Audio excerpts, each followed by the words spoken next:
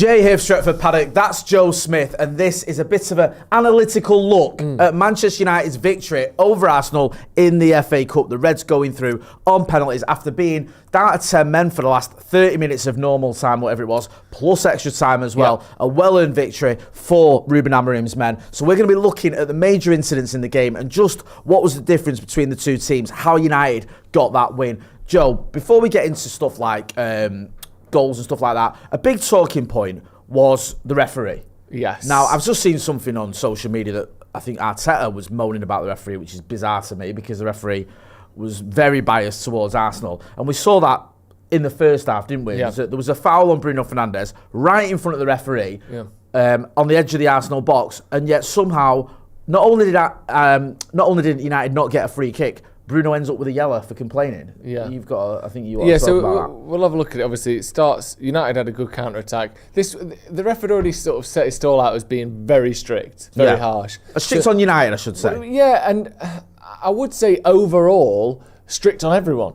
But in this occasion, this is where it became baffling because all of a sudden he's gone from being strict all the time to now it's one of the more clear and obvious fouls and almost certainly a booking is being completely ignored. I think the reason I thought I think after the first half, was it all the yellow cards were against United players? And also it was like 12 fouls to 3. Yeah. 12 fouls by United to 3. And it felt like quite even in terms of, that's why I get your point. That's what I mean. I think this is the point where it kind of split almost. So we've got the ball here being played back to Bruno Fernandes.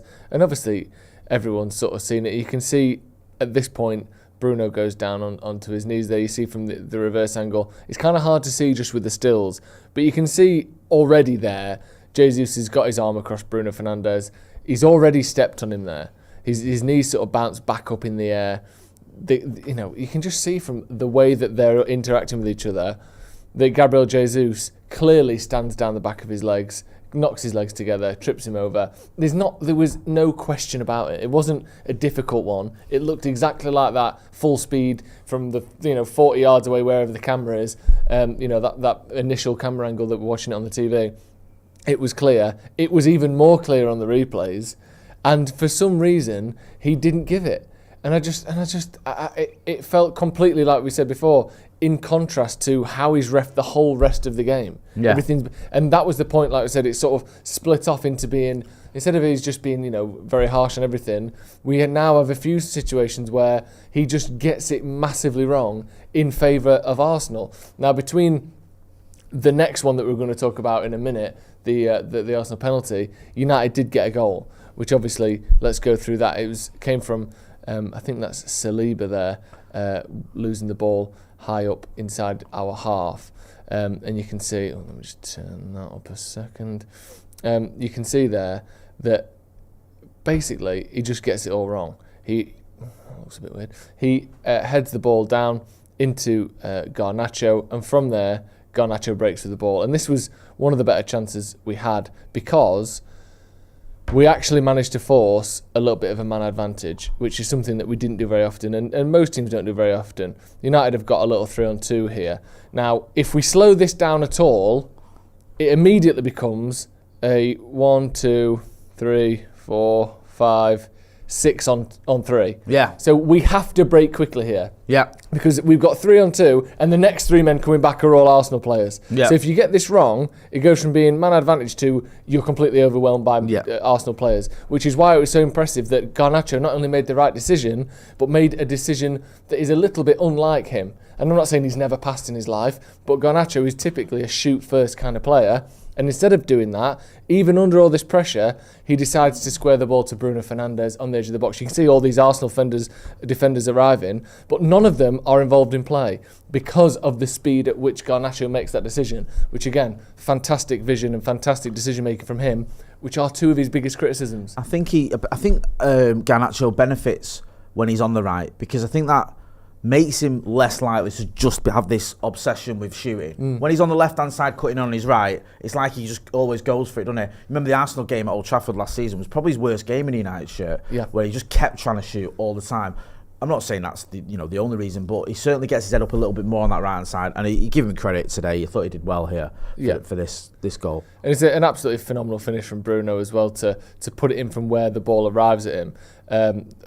here, you can see that. But you look at that picture and you go, all right, yeah, there's 6 versus 3 in favour of Arsenal. Because the way of travel, like we said before, it's actually a 3-on-2 by the point the ball goes in. And it's brilliant from Garnacho. Great finish from Bruno as well. It's not easy to stroke that in from 18 yards out. First time, the ball's rolling nicely for him, but he's got to bend it around. I think it's Jurrien Timber in the middle there. Just a phenomenal finish. And one that kind of puts United on the front foot, and we've struggled with that in these big away games. We haven't won away from home at the Emirates since Solskjaer in 2019. Says a lot. Yeah, and I think that might have even been the cup game. So yeah, I think it was. I think you're right. So it's been a very long time since we've won a game there, and to go and get that first goal, especially after some of the performances we've had this season where we've gone down early or we've conceded goals at bad times, it was absolutely crucial for United. And then this happened.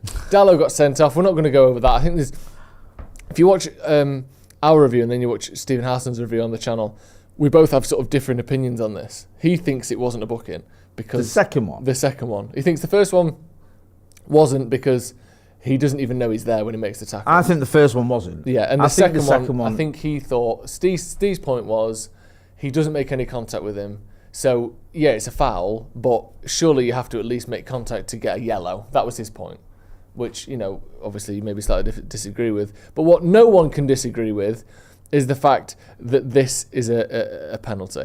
I mean, it's hard to get the exact perfect angle because of the replays were slightly sparse on this to start with as well. But obviously you can see in the middle here, there's some sort of collision. And at first, you might be confused for thinking that this is the sort of the bit that's in play here, the feet. The two knees colliding, does he trip him over? But then it becomes pretty clear from the alternative angle, there is no contact on the legs whatsoever. He's already going down. Obviously, you can see there that there's no contact happening. He's already going down by the time he gets to Maguire. And this angle just confirms it. The only contact that there is between Havertz and Maguire is literally this. He's not grabbing his shirt, he's not pulling him back. He literally touches him on the way past and Havertz falls over. There's no knees, there's no hip check, he doesn't lean across him, he doesn't pull him back. It's just an utterly awful decision from the referee. You can see there Havertz, he's even trying, if you look at the feet, he's trying to make some sort of contact. Havertz is kicking his leg out down here, look, to try to get something on Maguire to force the decision, and he can't even do it. No. And somehow the referee still gives that decision. How does that happen? How does he give that? Because he's not in a bad position either, the ref. It's not like he's miles away from it. You can't quite see him in the shot that we've got. But he's just on the edge of the box. How do you think that happens? I think, and I know this sounds insane, right? But sometimes, when referees will even it out, they'll think, I've just sent someone off, so I'll be lenient with the other team now. Or, you know what I mean? I've just booked him, so I've got to book him. I think he's gone the other way in the sense that he's sent off the low and he's like, right, he deserves to get a second yellow. That's the correct decision.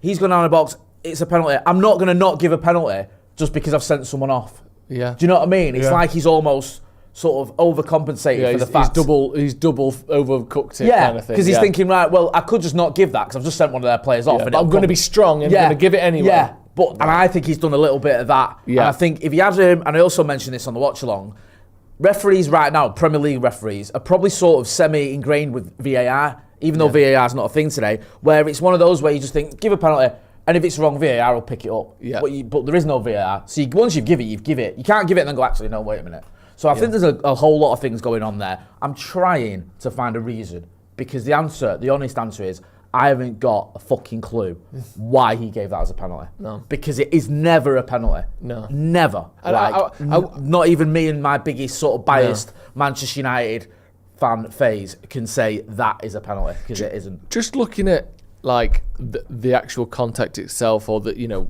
interaction between Havertz and Maguire, what do you think the referee would say was the reason he gave it? Do you think he thinks it was a pull? Do you think he tripped? Do you think he thought he tripped him? What part of the body interacting do you think the ref thought was a foul, if you know what I mean? Looking from that angle, from when the referee's looking at it, I'm wondering whether he thinks there's a clash with the legs and like Maguire stuck a leg out and that's what caused it to fall. Yeah. The arm thing, I don't like stills. I'm going to go you for using stills, obviously that's what we use here. But I think when you slow it down and you show a still, like, his arm's out, it makes it look like he's almost clotheslined him. If you watch that in real time, he doesn't do anything. No. He's got his arm there, like... He literally, like someone, you're touching your man, that happens constantly in football, Cat over with that. It was just, it was completely innocuous. Havertz, like you say, he's already going down. He's already looking for something. He's trying to buy a foul there. And the referee has been disgraceful in giving it because it's just not. And also, this is probably the bit where we might be fortunate in a way. Well, if there was VAR probably looks at it and don't give it. But the melee afterwards, there could have been about 2 red cards for United players because Garnacho, I think, and Ugarte and a few others were just getting involved with the Arsenal players and going berserk because everyone just lost the red for 30 seconds because it was such a bad decision. Yeah, it was. I mean, on our little notes here that Ethan's written, just to remind us the order of the bits, he's written arse pen. And when he read that, you thought it was that time you sat on a biro, didn't you? You thought he was bringing that up. Yeah, I sat on it by accident, Joe. I'm glad you remember it was an accident. It's weird that you sat on 7. It was, but I'm just very unlucky that afternoon. Interesting. Let's move on. So after this, then United just basically we sit back. The game was relatively even before this. Yeah. Up until the red card. The number of shots in the first half was similar, the number of XG, the number of Arsenal had slightly more possession, but it was like 60-40, it wasn't a complete dominance. After that, the game changed. Of course it would. They're at home, they've what have they got? 40 points more than us in the last couple of seasons in the league. Like they're the team that's going to go on and win this, and United act accordingly, and that's fair enough. We somehow make it to extra time. We didn't really have many more chances after that. Arsenal had a few bits here and there, Bayindir making some good saves. Joshua Zirkzee, a man who has been criticised a lot, and I think in some senses, fair reviews of his performance haven't been particularly kind, and then there've been people way crossing the line of, booing him and taking the piss out of him and all that. He's not had a particularly good start to his Man United career, that's safe to say. But he looked good today. And I thought he also looked dangerous in the final third, something that we don't always see from him. You see here, again, another little break that United had. Ahmad this time on the right-hand side. I think that's Collier in the middle as well. Breaking. But it's Joshua Zirkzee over on the far side there. That's the important one. You've got someone here, some Arsenal player, pretending to be really tired. Look at him running like that with his head down like, I'm trying so tired. Oh, come barely get back, mate. Been playing for Look how hard I tried. Oh. Yeah, and then you got Joshua Zirkzee completely overtaking him. Look at the difference there. He's behind him there, and then by the time he gets to the edge of the box, Johnny tries so hard, can barely even make it to his 18-yard line. Joshua Zirkzee comes onto it. I think it's Thomas Partey here, just at the near post, who gets a deflection on it, which actually helps Zirkzee, and the ball goes down to Raya's right-hand side. And in all fairness to Raya, it was a fantastic save that, because he got wrong-footed by the deflection and just managed to tip it around the post. But I like from Zirkzee that we're seeing that work rate and the fact that he's willing that this time, I know he would be ludicrous not to shoot from there, but the other day against Liverpool where he probably should have had a shot and he instead squared it to Harry Maguire, today he looked like he was up for shooting himself. Yeah. And he looks like he's been given a bit of a boost by the win against Liverpool and the performance today. And it's good to see from him because regardless of his overall talent level, how long he stays at Manchester United, what his career ends up being, as we always say with players in this position, what I want from him is to be the best he possibly can for every single minute he does play for Manchester United. And putting in performances like he did today where he defended well, he defended from the front well, he held the ball up well, and when he got the opportunities as well, didn't shy away from having shots and dangerous ones at that. For me, that's all I can ask for from him after the sort of 2 or 3 weeks that he's had. Do you know what I love about today from Joshua Zirkzee? He didn't completely try and change his game. Like, what he did is what he's been good at. Yeah. He kept hold of the ball. He was willing to try and take players on. He was willing to try little tricks. He put Saliba on his arse twice, didn't he? He had that little bit of swagger. And then even when that chance was saved, I noticed they showed footage of him. He's sort of laughing to himself. Yeah. Like, you can see, like, it's like he'd shrugged off some of the issues that he'd had and was, full of confidence, which is no mean feat. You can't just inject confidence into someone. And there was a big worry that he might be sort of overawed by coming to Manchester United and the reaction from some of the fans and stuff, but it seemed like he hasn't. And if you had to pick one player you wanted to get the winning penalty or to do well today, you probably would have picked him, because I said it in the I think it was a chat earlier with you. You know, he doesn't. Redemption is the wrong word, I think, because he doesn't. You know, he's not killed anyone. He's not redeeming. Yeah. But I get why people use that word. It's like he felt like. Just maybe redemption's wrong, but silencing some of those critics and just reminding everyone there's a reason why he was the top scorer at Bologna and helped them get into the Champions League. There's a reason why Manchester United wanted him. There's a reason why, okay, he's not set the world alight, but he has managed to get a few goals in the Premier League. Yep. He's not absolutely useless at football. He is a good footballer. It's just whether he's good enough for Manchester United remains to be seen. But if he carries on having performances like today, then there's every chance he'll have a future at the club. Yeah, and I love as well, like, he's had that performance against Newcastle, was taken off. All the reports are that he was asked if he wanted to leave or that he heard about the interest from Juventus and kind of said, I want to stay, I want to prove myself at United. Rightly so. And you've got to think as well, I know players will have bad form and they're human beings, so they have ups and downs in confidence. But like, there are many different reasons why a player doesn't quite make it at the top level, and Xerxes is very much at the top level. I don't mean he's world class. I mean, to get to where he is, you are a top footballer. Yeah, of course if you're playing as a professional, you're a top footballer. And one of the big reasons a lot of people don't make it is because they don't have the mentality. They can't overcome those mental obstacles when they have a bit of a bad form or they have a blip, or let's say they get sold from Bayern Munich at the club that he came through at because he wasn't good enough. You know, he's obviously someone to have got to this point is very, very strong mentally. And I love that he, again, regardless of what his future ends up being, I love that he's up for the fight and saying, actually, I don't care that a few people doubt me. I'm going to go out and prove people wrong. And we'll get to his penalty in a minute, but it's a good start for him. It is. Just before we move on, I just want to mention something Tiger UK mentioned in the chat as well. It's worth acknowledging. Great to see Collier come on and do well, wasn't it? It was. Is he 20 years old, Collier? Is it like his third appearance coming on at the Emirates? Credit to the lad. He was absolutely everywhere, and it's so difficult to come on when you're a man down against a team like Arsenal. But he was fantastic today, Toby Collier, so well done to him as well. Yeah, it was. Another player that was fantastic. We spoke about Harry Maguire during the post-match review, so go and check that out. And he's had a lot of credit on Twitter, Harry Maguire, and rightly so. But the man next to him today, or one of the two men next to him, was Matthijs de Ligt, who I thought was excellent. And it's these sorts of games where he does have a physicality and an aggression that I think at times we can lack it at the defence. And I think that we saw that a lot today. And this block, the ball comes in. You see this screenshot here. You almost can't tell what's happened here. Like, the ball came in, and this is the shot that you got from the TV. The ball comes in, goes behind by India, and all of a sudden the ball just like flies off in that direction somewhere. Yeah. And you can't. And you think, has it hit the post? Did he save it? I thought it was Trossard. I thought Trossard had cleared it. What's happened here? Because it doesn't make sense for the ball to go the way it did. And then you see it from this angle, and you realise that de Ligt has actually got in front of Trossard a yard from the goal line and cleared it. He came from behind him to get in front of him and play the ball away. That's in extra time. If we concede that, down to 10 men, obviously Arsenal were knocking on the door, Havertz missed a couple of big chances, they've already missed a penalty. If we then concede a goal there, we almost certainly lose that, because 100%. I think our ability to score from open play was almost non-existent after we went down to 10 men. That is a game-saving challenge right there from Matthijs de Ligt.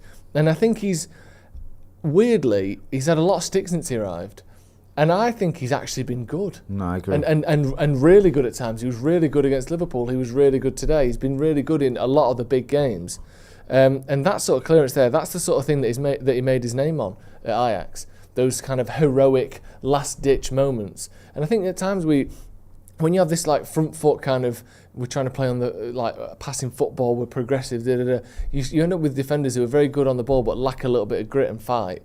And I think that one thing he's definitely got is that. And you see it there, that last-ditch challenge, something about it that just gets you going, isn't there? But a match-saving challenge there, definitely. I love de Ligt. So I was watching him when he first arrived. He's one of those, you can see why he was captain of Ajax at such a young age. He talks to his teammates. He's constantly sort of, shouting and geeing people up. And he looks the part, doesn't he? De Ligt. He looks like someone who you think he could be the right man for Manchester United. I hope he stays. He's had, he's obviously had a couple of transfers already in his career, and he's won titles, to be fair to the kid. But I'd like to see him stay United and be part of this sort of Ruben Amorim revolution, because that clearance, like you mentioned there, was just phenomenal, and that's what he's about, man. He's capable of doing things like that. He really is. And he's a young guy as well. Was he 24? Yeah, maybe 25 now. Yeah. Like, he was 24 when we signed him. I'm not sure if he's had a birthday since then. But you think, like, even for someone who's played as many games as he has, he's still not in his prime. Yeah. He turned 25 just after we signed him, so he's 25. Like, that is young for a centre-back. Yeah. Virgil van Dijk was still sniffing around the Scottish Premier League when he was 25. And look, he's obviously gone on to decent things. He's done all right, hasn't he? Yeah, he's been fine. He's probably the second best Dutch defender in the league. Right now. Van Dijk, yeah. Yeah, I agree. Yeah, definitely. Behind Lindelof, if you count him as Dutch, which for some reason I do. Let's talk about Bayern then, because again, talk about redemptions. He needed it today. He had a bit of a stinker against Tottenham.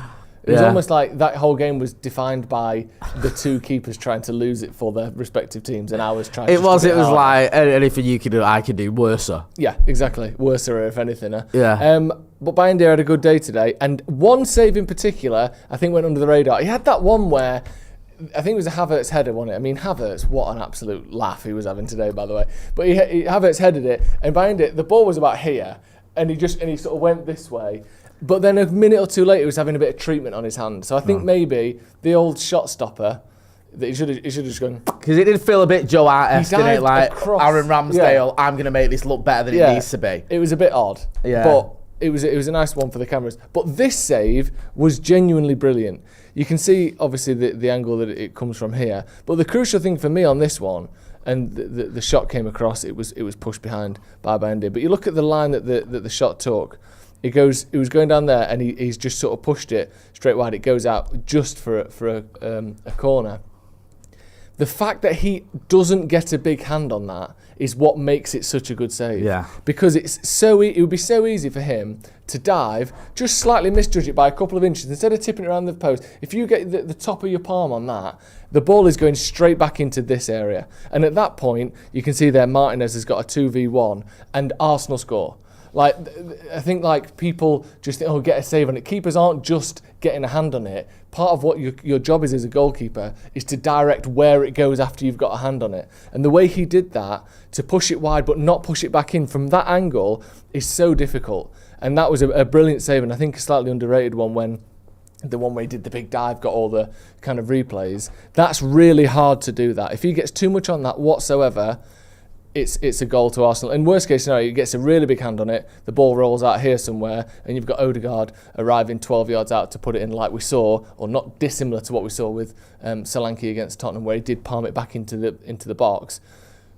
When he's had a goal like that go against him just 2 weeks ago, to get that right in that moment in extra time, phenomenal save. That really big performance from him as well. You're right, because I actually thought he could have done better for their goal, where he sort of punched it, and obviously, not the ricochet, I don't blame him for that, but you think he could have caught that for me. But then to sort of, steady yourself, moving on from that, save a penalty, make the other good save over the bar. Admittedly, it was a bit showboaty, but he still did what he needed to do. But then produce that save from Rice, who, it looked like he was going to score, which would have been just devastating. You've got to give him credit, because it's not easy as a goalkeeper to shake that off. And look, it seems like Ruben Amorim saying, for the cup competitions, the domestic cup competitions, you're going to get a shout. There's every chance Bayern could be his guy in the FA Cup. He could be the one that he sort of sticks with as well. So, it's good to see, and don't get carried away, because I think Onana's had a difficult time. I don't think Bayern today is going to force his way into the team for the Premier League games, but it's good that United have got a goalkeeper there who is very, very capable, as we've seen today. Because after the Spurs game, I thought we all were expecting him more or less to be out the door. Yeah, absolutely. It's big moments for him, and especially as a number 2 keeper, he's probably not going to push Onana out. But again, similar to the Xerxes point, I want all United players playing at their best, regardless of whether they're backup or rotation or going to play every week or going to leave in the summer. I want us to win as many games as possible, and we're through to the next round of the Cup, having won, maybe the second or third most difficult tie you can possibly have in the FA Cup. Let's push on and try and win it now. People say to us on this channel, especially or we can give players a kiss of death, or we can back players and then they have a bad spell and people go, why'd you back him? I think it's the reverse, because it's often true. Sometimes you can dismiss players, or you think, they're done, or that's it, and they'll surprise you, because any player that's signed for Manchester United has got something about him. And we've seen it with Xerxes, people writing him off, and I've been guilty of it. You think, is he going to recover from this? And he has done so far.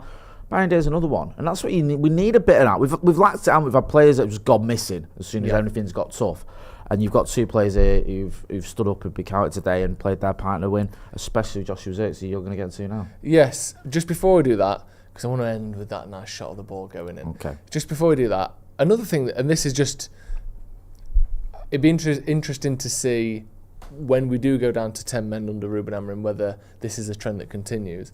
But I wonder if, do you know, oftentimes when you go down to 10 men and you're playing a 4 at the back, especially against a top team like Arsenal, it's not, if it's, let's say we had Swindon today, we might be able to kind of basically stay in the same structure we had before. But we decided to sit back. Fair enough, you're going to struggle in this game otherwise.